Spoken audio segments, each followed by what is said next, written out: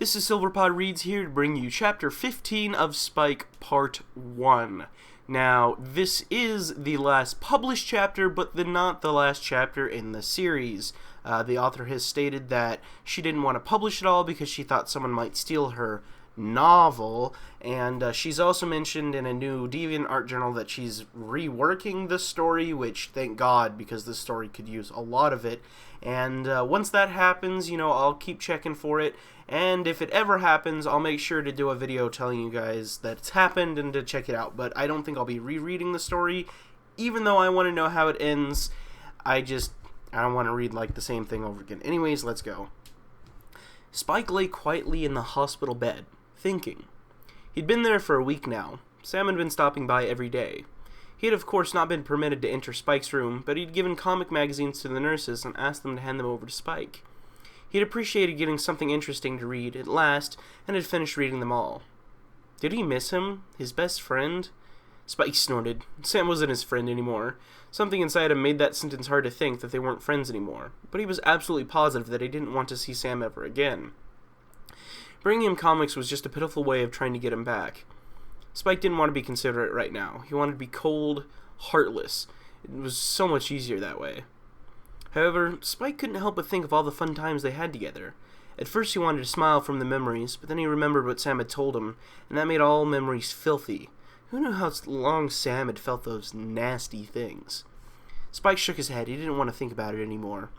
He instead looked out the window, saw the birds flying by, then his eyes suddenly widened and he almost gasped. Déjà vu, he thought to himself, remembering a day long, long ago. A day he hadn't thought of in years. Spike couldn't have been more than 4 that day. He remembered eating a delicious sandwich and looking out the window at the birds happily flying around outside in the lovely spring weather. He remembered her voice and the way she always spoke so kind and maternally. Daydreaming again, dear? She'd asked him. Little Spike looked away from the window and over at her. He smiled wide. Sorry, Aunt Emily, I just wanted to watch those birds, he said, pointing eagerly at them. That's fine, dear. She smiled back and glanced out the window, too, and saw the birds. They are beautiful. Emily, full name Amelia Demelza Eaton, she was the kind old lady who took care of Spike after his parents died. He didn't remember much of his time together with the lady he once called Aunt, but he remembered her face and he remembered that particular day. Lovely weather, isn't it? Emily said and folded her arms, still looking out. Just then there was a sound of someone rapping at the door. I wonder who that could be, she wondered, and ever so slightly frowned. She hadn't had a visitor in many years. I want to open, Spike said and jumped off his chair. Spike, wait, Emily called after him, but Spike had already reached the door. Hi, and, well... Spike stopped when he saw a tall stranger at the door. His eyes were icy blue and his hair was gray, and there was something very eerie about him that made Spike continuously stare at him, puzzled by the smile on the man's face. Well, hello there, little Schaefer, the man said and formed what he believed to be a warm smile. Emily appeared in the doorway. Hello, she said. Can I help you? As a matter of fact, you can, the stranger said, and his face suddenly turned very serious. My name is Charles Schaefer, older brother of deceased Jeremiah Schaefer, whom I understand you are acquainted with. I'm here to speak to you about his son. Spike looked up at the man who somehow knew his name and his father. He looked up at Emily. Her face wasn't kind anymore. She looked like she'd rather have the man leave. Aunt Em, Spike tried. Sweetie, Emily said and placed her hand gently on Spike's shoulders. Step inside for a bit. Would you be so kind? Okay. Spike stammered a little and walked inside. Emily closed the door after him. However, Spike could still hear what they were saying and peeped out of the keyhole to see what they were doing.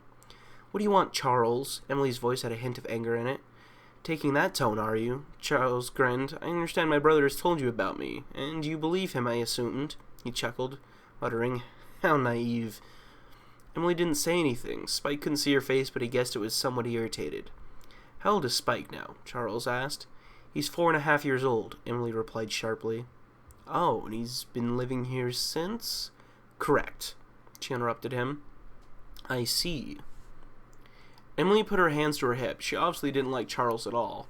Well, Charles continued, looking to the side, it appears I'm his only living relative, and since he's my nephew, well... He stared her right in the eyes and said solemn, I want him. What? Emily exclaimed. You can't take him away from me. Jeremy left him in my care. He doesn't even know you. He's taking me away from Aunt Emily? Spike thought. I'm afraid you'll have to cooperate on this one, Miss Eaton. I'll come pick him up tomorrow at 7 p.m., Charles said. And what if I refuse? Emily almost growled. Actually, Charles said and pulled out a paper scheme from his pocket. It had signatures and a stamp on it as far as Spike could tell from the keyhole. Charles grinned and continued, You don't have a choice. Spike opened his eyes. He couldn't remember any more, at least not anything coherent. Everything from there was just fragments. He was saddened that he couldn't remember more of Emily, the closest thing he'd ever had a parent that he knew of. He loved her, and despite always calling her aunt, he always felt like she was more of a mother to him. Where was she now? Did she still live in that house? One right outside the forest? Was she even alive? She had to be. She couldn't have been more than 60-something. He wanted to meet her again, someday, somehow. When he was little, he wanted so badly just to run off to Emily's place and live with her, but he dared not. Not after all the threats Charles had given him, that he'd kill Spike's precious aunt, or Nanny as Charles called her, if he has ever visited her again, and then he'd do horrible things to Spike afterwards, maybe even kill him. Slowly. Spike would never harm Emily, therefore he never visited her. He lay on his back in bed, staring thoughtfully up at the ceiling. Then it struck him. Charles didn't know Spike was in the hospital. He'd been absent for a week without his uncle knowing the whereabouts of his nephew. Spike sat up in bed, wiggled his toes, and stretched his limbs to see if he was hurting anywhere still. He didn't feel pain anymore, just a mild ache in his ribs when he stretched his arms certain ways. Then he tried opening his mouth. Pain jolted through his lower jaw, and he closed his mouth again, trying not to grit his teeth. His jaw still hadn't healed. The doctor had told him it would be about 6 weeks. Spike couldn't stay in the hospital for 6 weeks. 1 week was more than long enough. He had to get out of there. Spike looked around. He saw his clothes, or rather, Sam's gym clothes, still lying on the chair beside his bed, neatly folded and stacked. His shoes were placed on the floor below the chair. So far, he seemed to be ready to leave, but he needed to figure out how to get out of the hospital and back home. So he lay back in his bed once again and thought out a plan. In the early morning, it was early in the morning, and Saunders stepped out of the bus and looked at the small hospital on the other side of the road. He held a tiny children's book under his arm entitled The Crippled Bird. Dad? Sam had asked him the previous day, Do you remember The Crippled Bird? Of course I remember it, Saunders had answered, and it was like his face saddened. Saunders remembered the story well. He remembered how when he'd read it for the first time to Sam, he was so little, thinking it was a children's book and not a book for adults, just illustrated like a children's book. He'd been so saddened by telling the ending, and he almost gotten tears in his eyes. You used to change the ending for me, Sam had recalled, changing it to a happy one so I wouldn't be sad. It wasn't until later I found the book again that I learned the ending wasn't happy at all. It was rather gruesome. The Crippled Bird was about a little bird that was hatched with a crippled wing. The bird stayed in the nest all the time while his brothers and sisters were taught how to fly. When they were fed, the crippled bird's siblings picked on him and wouldn't share their food, and he became weak. One day, the whole bird family left for the winter, and the crippled bird got left behind. He woke up just in time to see his family leave.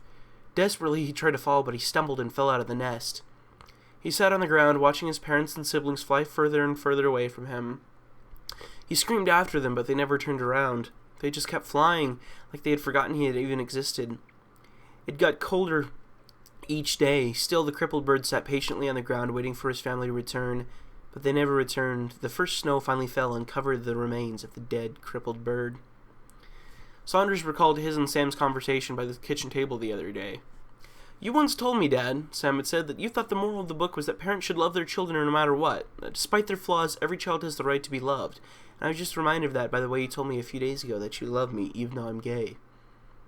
Saunders smiled fatherly. Being gay's not a flaw, Sam. Maybe not, Sam said, but it's not seen as normal. The way I see it, Saunders began, is it's perfectly natural. Normal is overrated anyhow. Plus, it's just nature's way of reducing the population without killing anyone. Sam just stared incredulously at his father. What? Come on, give it some thought. It should be perfectly natural and... Dad, it's okay. I get it. I'm not ready for a speech. Sam said with a short sigh. Well, I wasn't going to do a speech, Saunders said, slightly miffed. Sam leaned back in his chair and gazed at the ceiling. I showed Spike that book once, he mumbled. Yeah? What did he say? Saunders wondered. Sam thought back on it. He told me he could relate to the bird, but he wasn't saddened by the ending. Sam got thoughtful. I remember finding that a bit strange. He didn't feel sorry for the bird. I remember him saying that now. He thought what happened to the bird was probably fair for some reason, that maybe the bird just wasn't worth its life. Spike said that? Saunders asked, astonished. Something similar to it, anyhow, Sam replied. He always thought very low of himself, and he told me he felt a lot like the bird, seeing how his parents left him so fast it was like they just flew away as well. He's not crippled like the bird, though, but the bird, as you said, was flawed, and I think Spike views himself as just one big walking flaw. That's sad, Saunders said low. It is, Sam nodded. I remember him telling me once that he was even worth less than trash, and that since he's so worthless it didn't matter to him what Chuck did to him because he deserved it anyway. Saunders remembered how his stomach almost churned when Sam had uttered that last sentence. Sam's eyes had widened in realization of what he'd just said, that he'd revealed that there was really something going on between Spike and his uncle, and those weren't good things that were going on. They had a long and serious talk, and Saunders finally learned that Spike was being beaten at home. He never felt more enraged in his entire life than he had in that moment. However, he managed to stay calm. He and Sam finally agreed that Saunders would have a talk with Spike that day while Sam was at school. Talk to him about the abuse and offer him help. Saunders had even promised to mention for Spike that if he wanted to, he could come and live with them. Saunders exhaled and prepared in his mind what he was going to say. Then he crossed the road and walked through the glass entrance to the hospital. Good day, ma'am, Saunders said to a female employee who sat by the large counter near the entrance. May I help you? Yes, I'm here to visit someone, Saunders said. What's your name, sir? She asked him. My name is Peter Nevin Saunders. How do you spell that? The lady interrupted him almost before he got to say his last name. Saunders started spelling it, but the lady behind the counter didn't have the patience and instead asked him to write it down on a piece of paper. I'm here to visit Spike Schaefer, Saunders explained to her. The boy at room 203, the lady asked. I'm sorry, sir, but he's no longer here. What? Saunders said, mildly shocked. What do you mean he's not here? Well, apparently he managed to escape during the night. Aren't you going to try and find him? Saunders asked in despair. He left us a note saying not to look for him, that he was going home. He's a kid, for Christ's sake, Saunders said with a raised voice. He was getting desperate, not just because Spike was gone, but because they were miles away from home and Spike was somewhere out there on his own, trying to find his way home from a place he'd never been before. He could be lost. Saunders ran his fingers through his hair, trying to calm himself. Sorry, I'll look for him by myself, don't worry, he said, then left. He had to sit down on a bench to calm himself some more. He grabbed the tiny children's book he was holding and opened the first page. Sam had written a message on it. Dear Spike, you may not think you mean anything, but you mean the world to us. Please remember that. We love you and support you no matter what. That's what a family does. You're part of our family, Spike. We hope you'll get well soon so you can come home. Home to us. Love, your friend and brother, Sam. Saunders smiled, touched by Sam's word. He then went to borrow a phone and called Terrence, saying, I need your help, and it's an emergency. Meet me at the hospital ASAP. It's about Spike.